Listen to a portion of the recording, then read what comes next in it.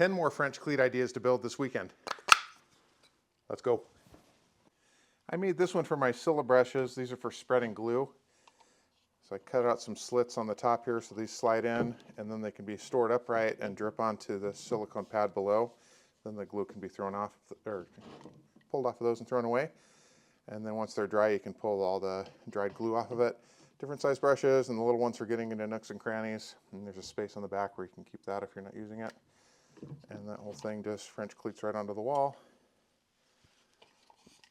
Easy peasy, drip system. That's cool, I like it. And that's on the wall right next to where the glue is.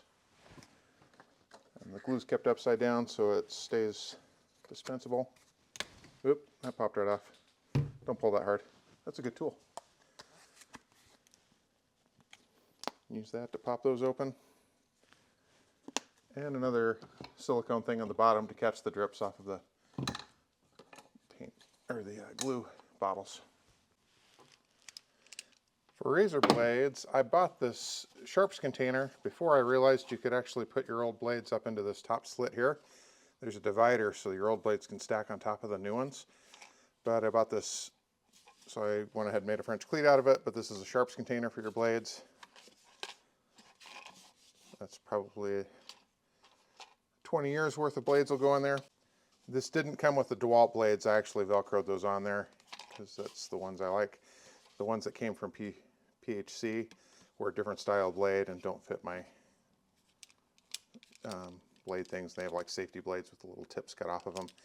So I stuck with this because I really like the DeWalt blades, of course. This is a French cleat basketball hoop. You could hook it over a door like it's meant to be done, but I don't have a good spot by my doors to shoot hoops, so I built this out. You can build it so it's as high or as low as you want, but this was actually built to hook a computer monitor to. I'll hook that on here. You can change the angle and stuff and take it down and hang up 2 of these in your workshop and play ball across. And even I miss at 1 foot. How do I miss it that close? I always miss.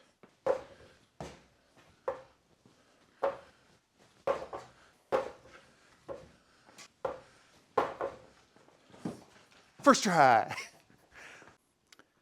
Sometimes you just need an attitude adjustment tool. That's what this is. Sometimes. And what I wrote on here is attitude adjustment tool. It doesn't fix the problem, but it will help you feel better. It's perfect. I love everything about it. You gotta make one of these guys. There's nothing better than beating the crap out of a project that doesn't want to get better. I put a thing in there so it makes a noise. My first Shears holder didn't even complete the box. It just was rubbing up against the back of the cleat. So these just sat in here like this. Not a very good design. So this was version 2. Holds 2 of them on the wall. Doesn't have to sit up straight because that weight's held on the wall anyway. There's 2 slits through there and just deep enough so the shears set in like that. And they're in a nice orientation to grab easy off the wall.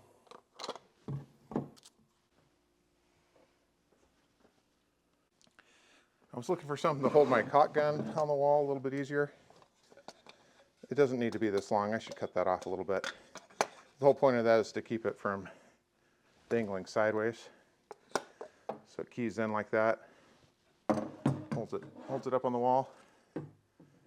Very straightforward, very cool. Now it doesn't get stuck in the bottom of a toolbox. And next to my glasses wipe dispenser, you just grab a few of these and run off. It loads from the top, but I also use eye drops. And I just made a little cubby to keep some eye drops in there, so I can grab those on the way out the door too. I guess I shouldn't keep the dog's water right underneath it because they drop in there if you aren't careful. Oops. And did you know once you break these off, the top becomes a cap? You can cap the thing again and you can reuse it. Now you know. This is a splinter removal station with a magnifier that's got a light on it so you can find the splinter and cut it out. Has a few things built into it, such as a needle and tweezers, a couple different kinds of tweezers. These little guys are pretty handy. They go on a keychain if you need some tweezers to put on your person. Then if you really got to get into it, you can go surgical.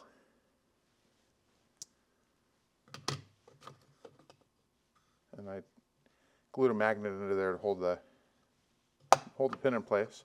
But then I found out about these bad boys. So alcohol wipes. And these things are called Splinter outs. And when you cut them open, they're kind of cool. They've got these little pokey things on the end, and they're sterile, single use. If you're like me, probably a couple uses.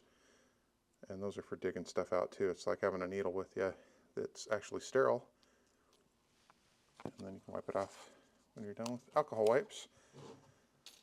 So that's the Splinter station. And if you want to get really crazy, if I can find it right. It's a switchblade surgical knife for those really hard to get ones. And back to the basics, just put a bunch of hooks on a piece of wood and hook those on a French cleat and have all your keys on the wall somewhere, but then have the whole thing be able to come down. If you're like me, you have a bunch of keys, you don't even know what they're for anymore, but you don't want to throw them away because you think maybe one day I'll need one of those. And here we are 5 years later, I've never needed one of those, but they're still there just in case. And King of the Hill taught us a few things about WD-40.